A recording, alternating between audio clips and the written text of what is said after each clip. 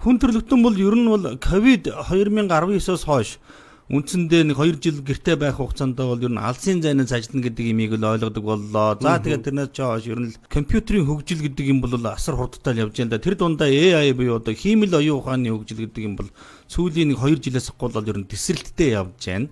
За тэгээд одоо ер нь бол 2030 он гэхэд 170 сая ажлын байр бий болох ч гэсэн 92 сая ажлын байр устж үгүй болно гэдэг тооцоо байгаа юм байна. Хөөх. За тэгэхдээ энд бол биш үү баг одоо өнөөдрийн ур чадварын баг 40% нь бол хуучирч байгаа юм байна.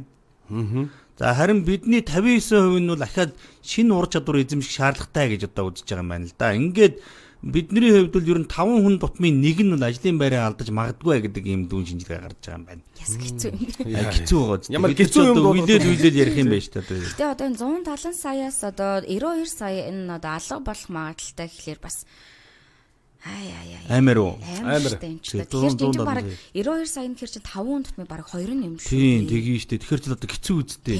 Хэцүү юм байна. Хөгжүүлэлтүүд хийхгүй бол хэцүү юм байна. Тэгээ ер нь баг 2030 он гэдэг бол одоо баг унтаад сэрхэд болцохоор асуудал болчиход байна. Саяхан би бас нэг хилэлцүүлэг сонсов доо юуны энэ хиймэл оюун ухааны. За хиймэл оюун ухааны хуучин чинь бид нэр хөгжлийг чинь за нэг 20 жилийн дараа 50 жилийн дараагаар ярьдаг байсан бол одоо ерөөсө 2 жилийн дараа яах вэ? 5 жилийн дараа яах вэ?